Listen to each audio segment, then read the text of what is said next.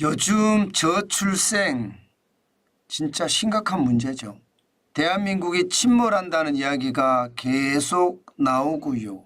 인구 지진이라는 말까지 나오는 것을 보면 저출생의 문제는 단순히 우리의 문제가 아니라 국가 차원의 문제로 더 커진 것 같습니다. 부영그룹이 말입니다.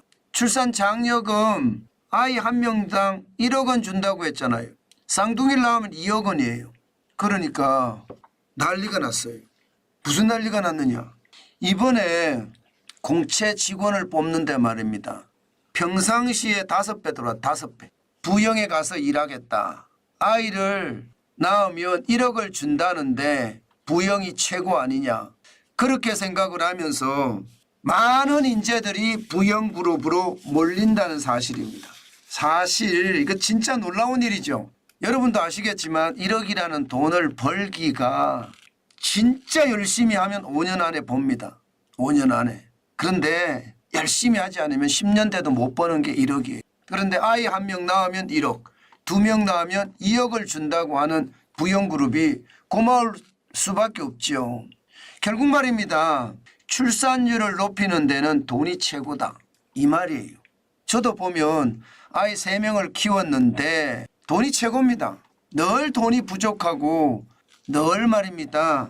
아이들한테 미안하고 그랬거든요.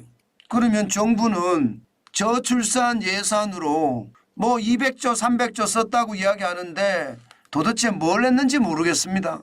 명분만 저출생 예산이지 사실 그 안에 들여다보면 정권의 입맛에 따라서 계속 나눠 썼다는 뜻이에요. 이런 게 잘못된 거예요. 저출생 예산이라고 편성을 해놓고 엉뚱하데다가 돈을 써놓으니까 이게 예산은 예산대로 나가고 출산율은 출산율대로 지켜주지 못했잖아요. 지금 합계 출산율이 0.7입니다. 세계 최저입니다. 뭐 세계 최저란 말이 안 어울려요. 왜? 0.7이니까 최악이에요. 오죽했으면 인구학자들이 대한민국 망했네요. 이렇게 이야기할 정도예요. 제발 국가 지도자들이 출산율에 대한 심각성을 느끼고 국가를 위해서 또 국민을 위해서 어떻게 하는 것이 바람직한 방법인지 찾아야 됩니다. 하다못해 말입니다. 요즘은 중소기업들도 출산을 하면 출산 장려금을 준다고 해요. 하물며 정부가 제대로 해야 되는 것 아니에요. 저는 이게 굉장히 중요한 요소라고 생각합니다. 기업들이 이렇게까지 나서는 것도 바람직한 일이라고 생각을 하고요. 결국 인구가 줄면 기업에는 일할 사람이 줄고 소비할 사람이 줄으니까 기업에겐 타격이거든요. 기업은요 지금처럼 말입니다. 아이를 낳게 하기 위해서 배전의 노력을 기울이는 것 저는 당연하다고 보고요.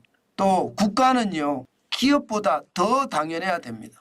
저출생 예산 완전히 다시 뜯어보고 진짜 애들이 크는 거 있잖아요. 생애 주기별로라고 하나요? 애를 가졌을 때 또 결혼을 할 때 애를 가졌을 때 애를 키울 때 그리고 아이의 교육을 시킬 때 이렇게 생애 주기별로 현금 지원하는 것 저는 이게 굉장히 중요한 요소라고 생각합니다. 중구난방식으로 떠버리지 말고요. 핵심적으로 결혼을 할 때는 어떻게 해야 되고 아이를 가졌으면 또 어떻게 해야 되고 아이를 양육하는 과정에서는 어떤 지원이 필요하고 핵심적으로 다시 그 아이가 교육을 받을 때 뭐 교육비는 또 어떻게 필요하고 이렇게 말입니다. 생애 주기별로 아주 탄탄하게 지원을 하면 제가 봐서는 아이를 안 낳을 이유는 없습니다. 너무 복잡하게 생각하고요. 너무 말입니다. 명분만 중시 여기기 때문에 이런 일이 벌어진다고 생각을 하거든요. 실질에 초점을 맞추면 아무 문제 없습니다. 국가 예산이라는 게 어마어마하게 1년에 거의 50조 가까이 계속 돈이 들어가잖아요. 그런데도 말입니다. 출산율이 안 높아지는 것은 허튼 곳에 쓴다는 뜻입니다. 그만큼 말입니다. 정부가 기업이 잘하고 있으면 배워야 돼요. 머리가 나쁘면 배워야지 더 좋은 시너지를 낼 거 아닙니까?